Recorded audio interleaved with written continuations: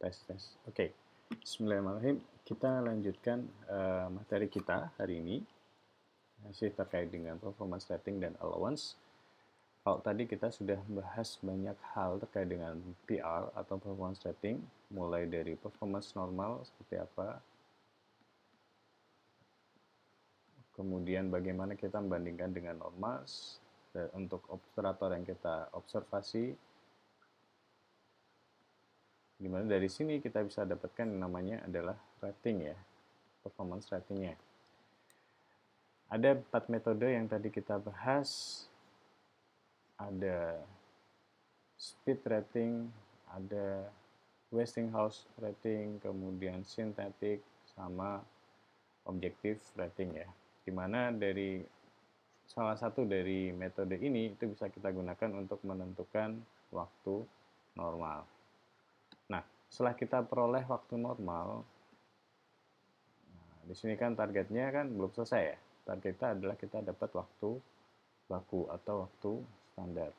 Nah, untuk menentukan waktu standarnya, di sini kita perlu yang namanya allowance. Jadi di sini kita tambahkan 1 plus allowance-nya sebagai adjustment. Sehingga waktu baku ini sudah mengcover hal-hal yang mungkin perlu dipertimbangkan terkait dengan pekerjanya atau mungkin juga mesinnya.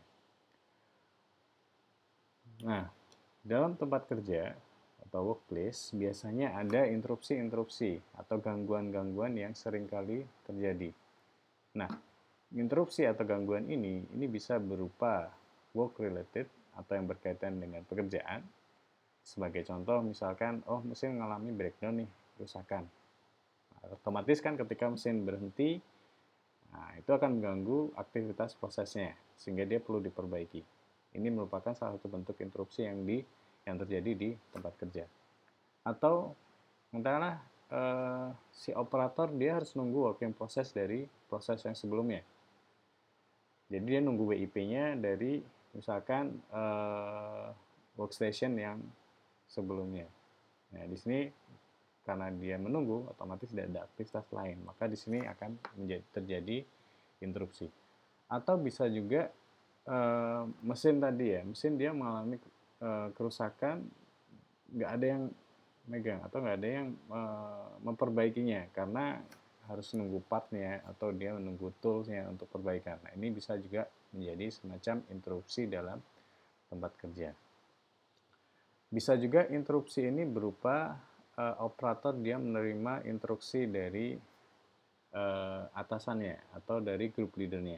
Sebagai contoh misalkan ada batch baru nih, batch barunya dia agak berbeda dengan batch yang sebelumnya. Nah, group leader itu menjelaskan target produksinya, kemudian jumlah produksinya dan seterusnya. Nah, ini masuk dalam kategori dia menerima instruksi dari atasannya.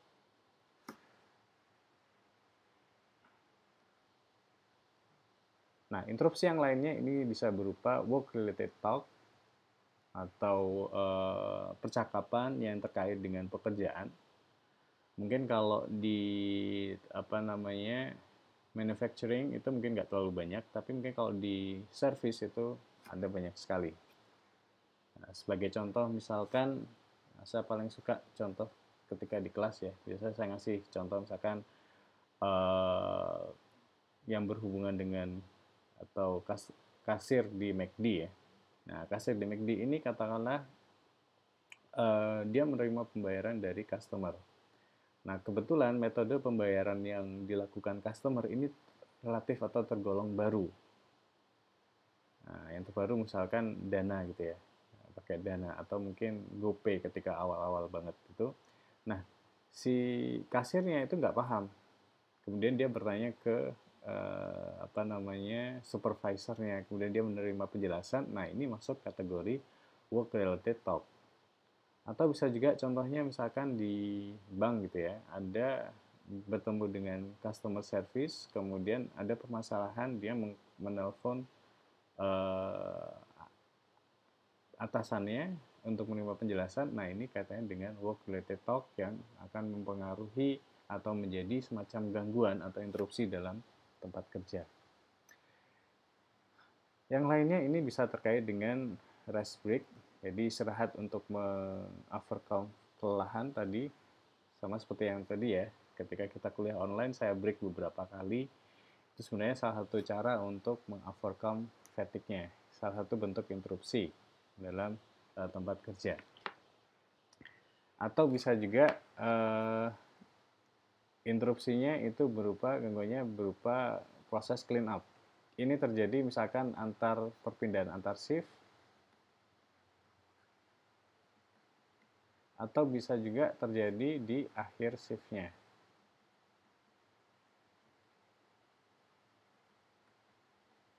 Nah, ini seringkali terjadi ya ketika misalkan pergantian antar shift.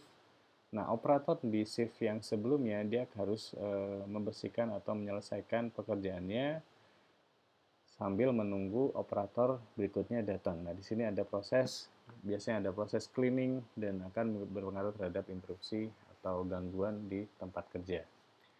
Nah, selain gangguan yang terkait dengan pekerjaan atau work related, ada juga gangguan yang sifatnya adalah non-work related, tidak terkait dengan pekerjaan. Contohnya misalkan operator harus ke toilet, atau ngobrol antar operator, atau ada lunch break, coffee break, di mana di sini yang sebenarnya sudah terjadwal schedule gitu ya. Atau misalkan operator ngerokok ataupun juga menerima telepon pribadi. Nah, di sini masuk dalam gangguan yang terjadi di tempat kerja dan itu sifatnya tidak terkait dengan pekerjaan. Nah, untuk mengantisipasi terjadinya interupsi-interupsi ini, maka dari perusahaan memberikan yang kita sebut dengan allowance. Oke. Allowance. Nah, perusahaan biasanya mengadres isu-isu terkait dengan tadi interupsi yang ada dengan dua pendekatan dasar. Atau bisa juga biasanya kombinasi ya antara dua pendekatan ini. Yang pendekatan pertama adalah berupa schedule break gitu ya. Atau istirahat yang terjadwal selama shift kerjanya. Ini bisa berupa misalkan lunch break. Jadi misalkan satu shift dia bekerja dari jam 8 sampai jam 17.00. Berarti kan sekitar 9 jam ya. Padahal sebenarnya shiftnya adalah 8 jam. Nah, di sini ada tambahan misalkan 1 jam untuk lunch gitu ya. Nah, ini masuk ke schedule break-nya. Atau bisa juga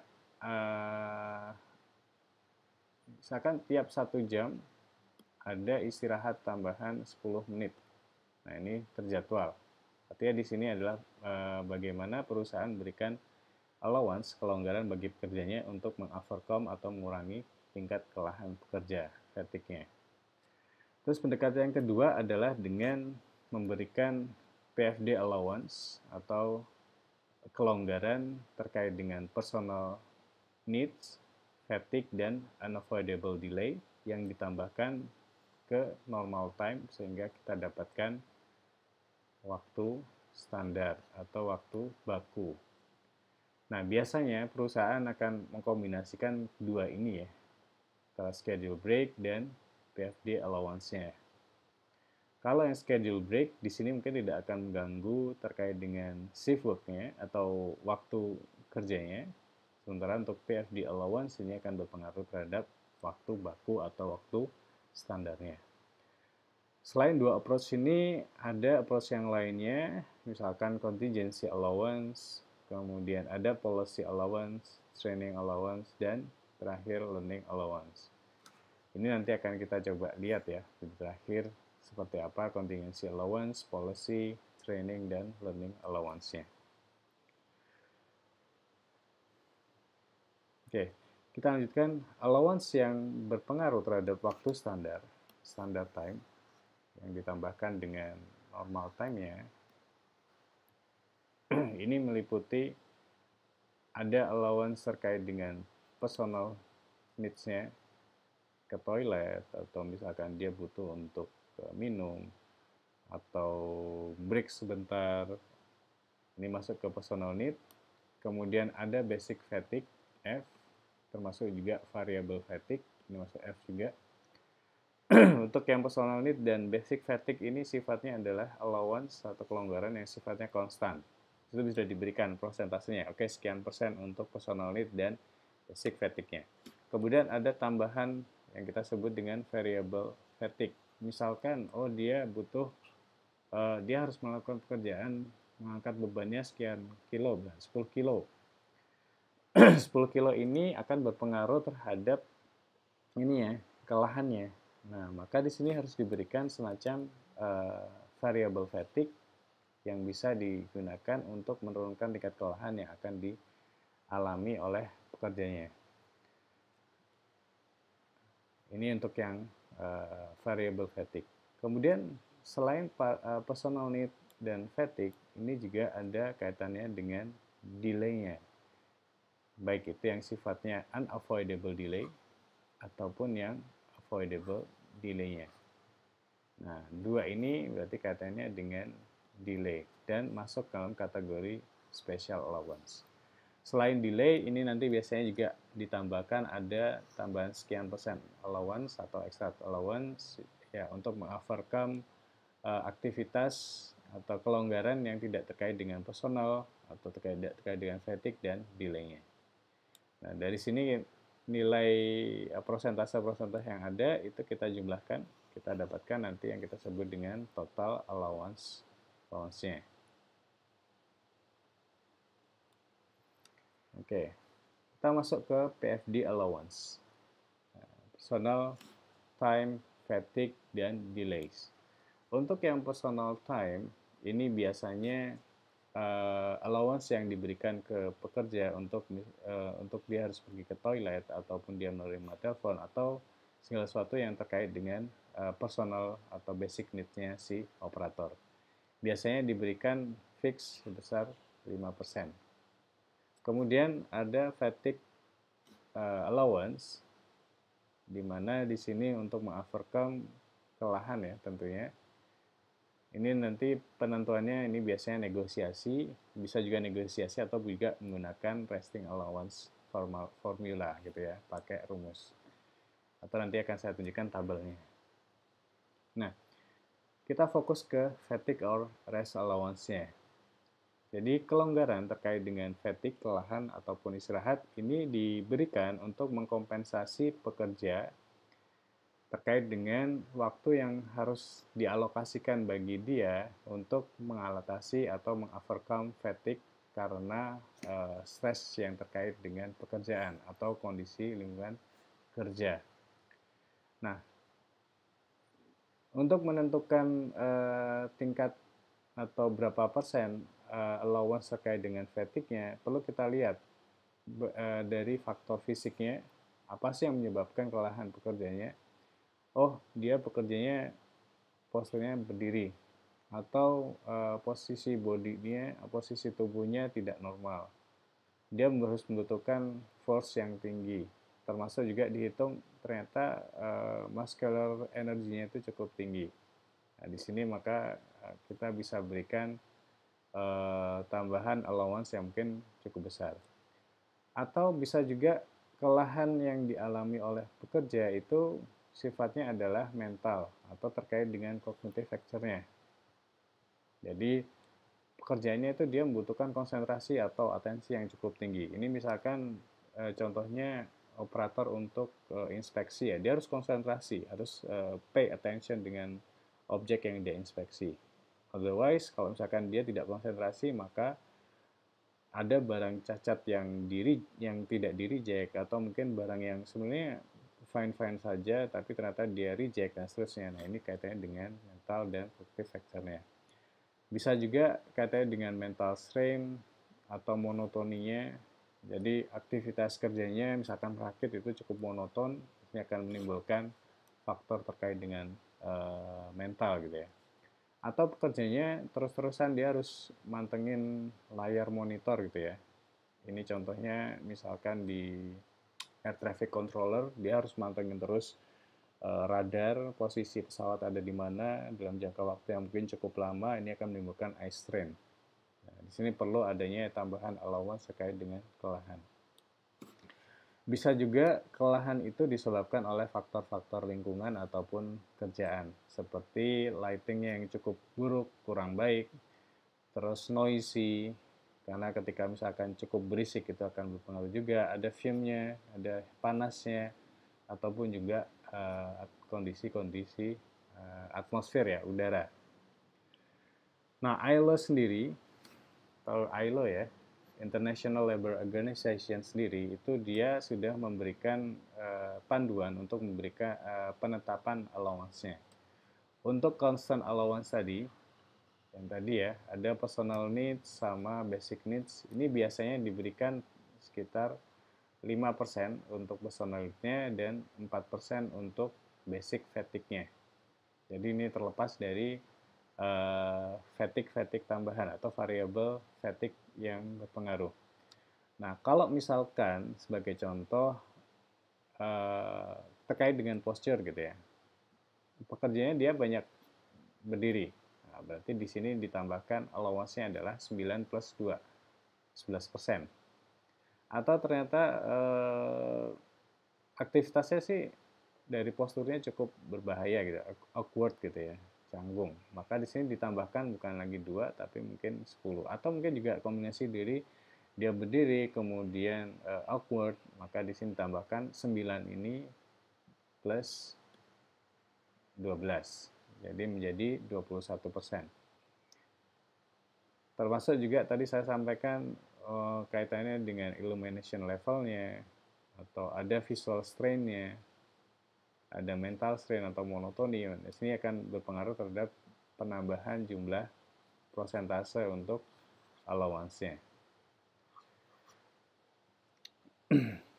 Selain ini, selain kelelahan karena postur, lingkungan atau mental, bisa juga kaitannya dengan gaya, energi yang harus dikeluarkan. Misalkan dia harus mengangkat berkali-kali gitu ya, frequent lifting. Nah, di sini bisa kita tambahkan resting allowance dengan menggunakan formula ini. 1,8 1800 ya. Ini ya, 1800 kali T. T ini durasi pengangkatannya dibagi durasi yang diperbolehkan pangkat sekian dikalikan F kali per F dan seterusnya. Nanti kita bahas satu persatu yang ini ya, frequent liftingnya. Atau bisa juga dilihat dari frekuensi liftingnya dengan menyesuaikan misalkan lifting indeksnya. Kalau misalkan lifting indeksnya kurang dari 1, maka di situ mungkin masih allowable, masih bisa ditolerir. Tapi kalau ternyata cukup besar, maka di situ nanti perlu kita tambahkan, resting allowance-nya dengan pertimbangkan heart rate-nya atau energinya ya kan, taboknya. Ini yang pernah kita pelajari juga di mata kuliah ergonomi industri ya, untuk penentuan resting allowance-nya. Nah, ini untuk yang penentuan allowance berdasarkan fatigue or rest allowance dengan pertimbangkan ini tadi, kelelahan. Misalkan karena adanya muscular force. Katakanlah si pekerja, operator dia harus mengangkat beban gitu ya. Nah, resting allowance-nya ini prosentasenya itu bisa kita hitung dari rumusan ini, 1800 kali T, durasi dia melakukan pekerjaan pengangkatan, dibagi dengan maximum time-nya untuk mengangkat beban tadi, dikalikan F, holding force-nya dibagi dengan maksimumnya, minus ini. Nah, T sendiri ini bisa kita peroleh dari rumusan 1,2 per gayanya, holding force-nya per maksimum force-nya dikurangi 0,15 pangkat sekian minus 1,21 dan seterusnya. Ini nanti kita berikan di contoh. Atau bisa juga resting allowance ini dihitung berdasarkan konsumsi energinya atau energy expenditure-nya selama physical work-nya. Nah, rest allowance-nya itu bisa berupa persentase energy expenditure-nya atau bisa juga dari perubahan heart rate-nya. Jadi di sini dilihat dari parameter fisiologisnya ya. logisnya. Nah, ini contoh perhitungan resting allowance ya.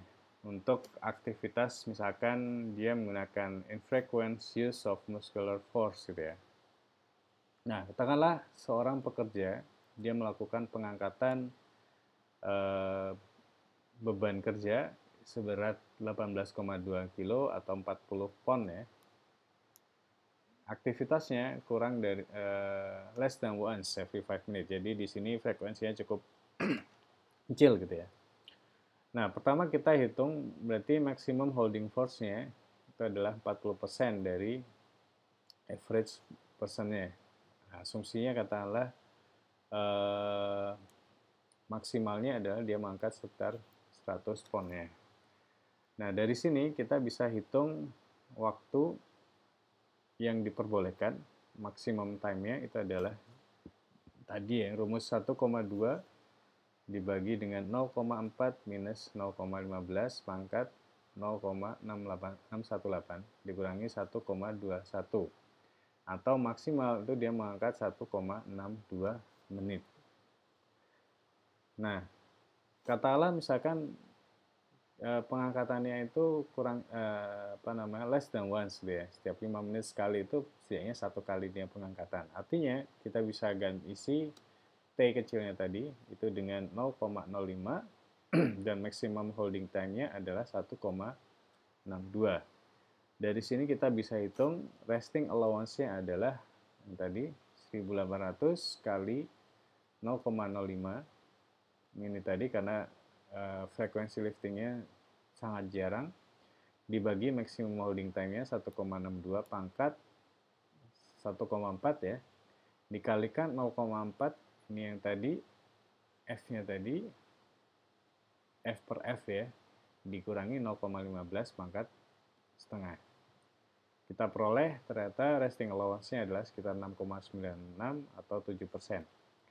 Nah, 7% ini merupakan variabel allowance. Jadi, untuk memberikan total allowance-nya berarti adalah 7% ini ditambah dengan 9% constant allowance-nya. Tadi 5 untuk personal need-nya plus 4% untuk basic fatigue-nya. 9, ya kan? Nah, 9 plus 7 ini kita peroleh ke 16% untuk resting allowance-nya. Kira-kira seperti itu kita menentukan rest allowance kalau misalkan aktivitasnya adalah aktivitas yang fisik dan membutuhkan gaya yang cukup besar. Nah, itu untuk personal fatigue dan personal time dan fatigue rest time untuk allowance-nya.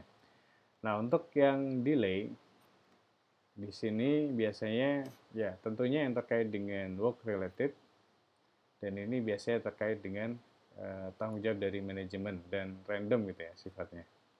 Nah, penentuan ini delay ini biasanya ditentukan ya lebih sulit dibandingkan personal need dan fatigue tadi. Pendekatannya biasanya dilihat dari observasi seberapa sering sih terjadi delay gitu ya. Dari situ kemudian kita ambil proporsinya sekian persen. Oh, berarti kita berikan allowance-nya sekian persen untuk delay-nya. Yang ini kita tambahkan dengan personal dan fatigue-nya. Atau bisa juga menggunakan teknik hook sampling. Yang minggu lalu kita bahas bagaimana sih kita bisa mendapatkan persentase untuk delay berdasarkan hasil dari hook sampling-nya. Ini kita peroleh untuk delay allowance-nya ya. Misalkan, terjadi kerusakan, terjadi setup sekian persen, dan seterusnya. Itu kita akumulasikan, kita jadikan persentasenya sebagai persentase untuk delay allowance-nya. Kemudian ada allowance lain yang biasanya berpengaruh terhadap aktivitas kerja yang kita sebut dengan contingency allowance. Ini biasanya untuk mengantisipasi masalah-masalah yang sifatnya tidak umum ya, unusual problems.